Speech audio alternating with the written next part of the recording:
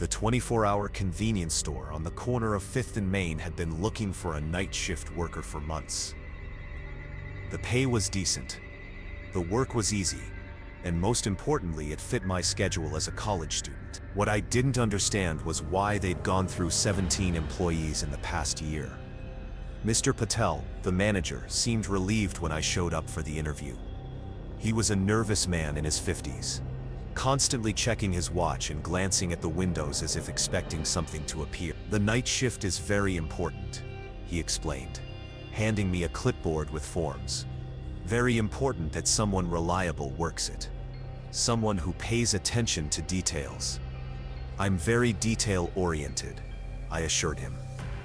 Though something in his demeanor made me uneasy, he hired me on the spot, which should have been my first red flag. The second should have been the 3-page list of special procedures for the night shift, written in cramped handwriting and photocopied so many times that some parts were barely legible.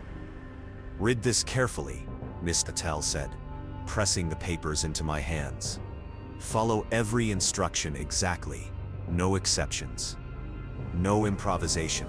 The night shift has particular requirements." I skimmed the list quickly. Most of it seemed like standard convenience store protocol. Check IDs for alcohol sales. Keep the register locked. Call police if there's trouble. But mixed in were stranger instructions. Do not look directly at the security monitors if a customer asks for cigarettes that aren't on the display. Tell them we're out of stock. Never turn off the radio between midnight and 6 a.m., even if it's only playing static. If the phone rings exactly 13 times and stops, do not answer if it rings again. Keep the lights in aisle 7 turned off after 3 a.m. "What's with these weird rules?" I asked. Mr. Patel's expression tightened. "Just follow them, exactly. The previous employees who didn't." He trailed off, shaking his head. "Just follow the rules." My first night started normally enough. The evening shift employee, a college girl named Sarah, seemed eager to leave. "Good luck," she said, grabbing her purse and heading for the door. "And seriously, read those rules, all of them, twice." The first few hours were typical convenience store monotony. A few customers buying energy drinks and snacks. Some late-night workers grabbing coffee. Nothing unusual. The radio played classic rock at low volume, and the fluorescent lights hummed overhead. At 11:47 p.m., I had my first indication that this job might not be as ordinary as I'd hoped. A man in a business suit walked in, perfectly normal, except for the fact that his suit was dripping wet despite the clear night outside. He walked directly to the beverage cooler, stood there for exactly 3 minutes without opening it, then left without saying a word or buying anything. I checked the security footage afterward, but the cameras showed the store as empty during that entire time. At 12:15 a.m., the radio started playing a song I'd never heard before, something instrumental and haunting that seemed to come from decades past. According to the display, it was still tuned to the classic rock station, but the DJ never identified the song, and when I tried to find it online using my phone, I got no results. At 1:33 a.m., a woman came in asking for a specific brand of cigarettes that wasn't on the display. Following the rules, I told her we were out of stock. Her reaction was unsettling. "Are you sure?" she asked, her voice taking on a strange, echoing quality. "Look again.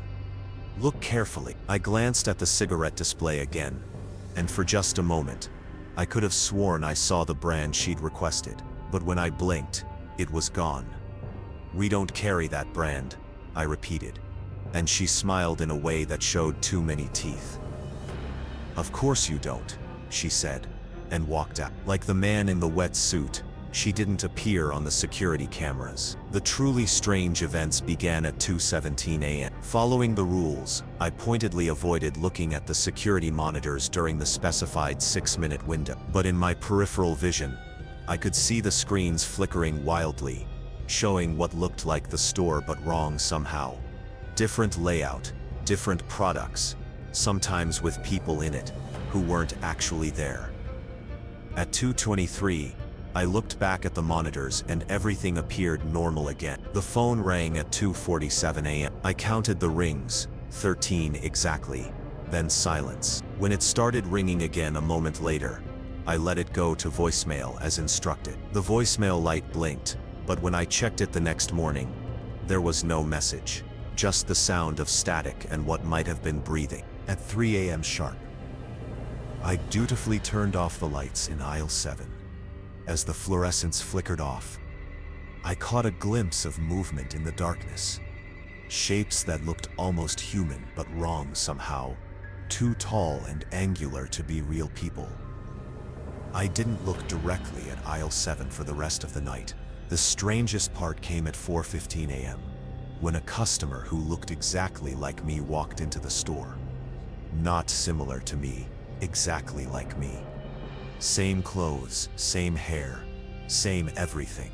He walked up to the counter and smiled with my face. "Working the night shift?" he asked in my voice. I stared at him, unable to speak. This wasn't just someone who resembled me.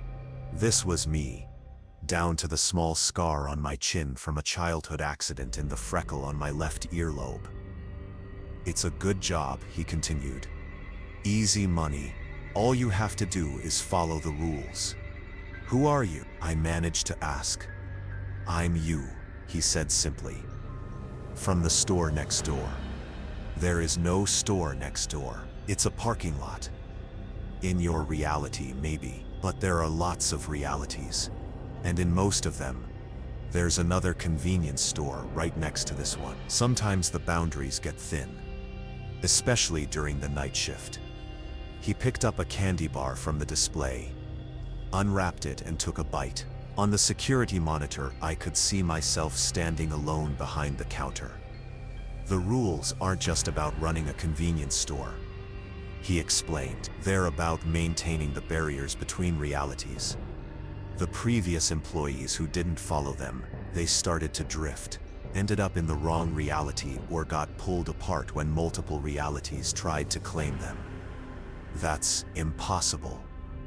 "Is it?" He gestured around the store. "You've been working here for 6 hours. How many of your customers showed up on the security cameras? How many of the things you've experienced tonight could you explain to someone else?" He was right. Nothing that had happened made sense in normal terms. "Why are you telling me this?" I asked. "Because I like this reality," he said. "In my world, the store is failing.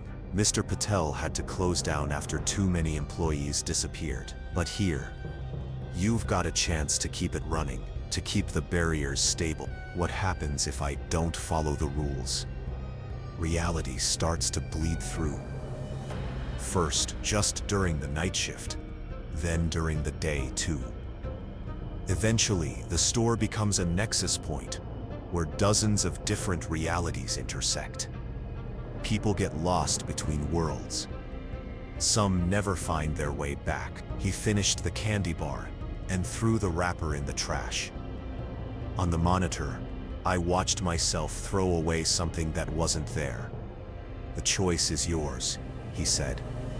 "Follow the rules and keep reality stable, or break them and see what happens. But remember, once the barriers break down, there's no fixing them." He walked toward the door, then paused and looked back. "Oh, and don't try to quit. Mr. Patel has been looking for someone reliable for months. The job doesn't let go easily." After he left, I spent the remaining hours of my shift thinking about what he'd said. When Sarah arrived at 6 a.m. to take over, she looked relieved to see me. "You made it through a whole night," she said. "That's more than most people manage. How long have you known about the other realities?"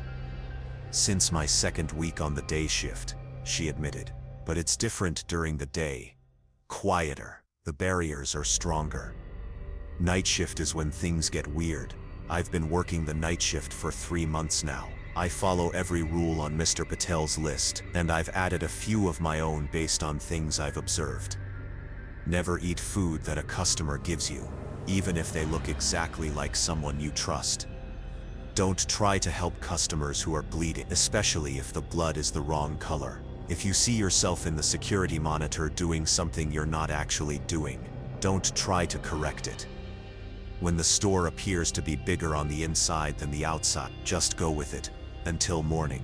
I've met other versions of myself from different realities. Some work at gas stations, others at all-night diners. One works at a library that's somehow open. We're all night shift workers, all following similar rules to keep the barriers between worlds stable. I've thought about quitting, but every time I try to write a resignation letter, the pen runs out of ink. When I try to tell Mr. Patel I'm leaving, the words won't come out. And besides, who would take over? Who else would follow the rules? The night shift at a 24-hour convenience store isn't just a job, it's a responsibility. Someone has to watch the borders between realities, to make sure that customers from other dimensions can shop for what they need, without disrupting the natural order. It's not the career I planned, but it's important work, and the pay is decent, even if it comes with the occasional existential crisis. Just remember, if you're ever shopping late at night, and the store feels a little too quiet, a little too strange, be patient with the night shift work. We're doing our best to keep your reality intact, one customer at a time. And whatever you do, don't ask for cigarettes that aren't on the display.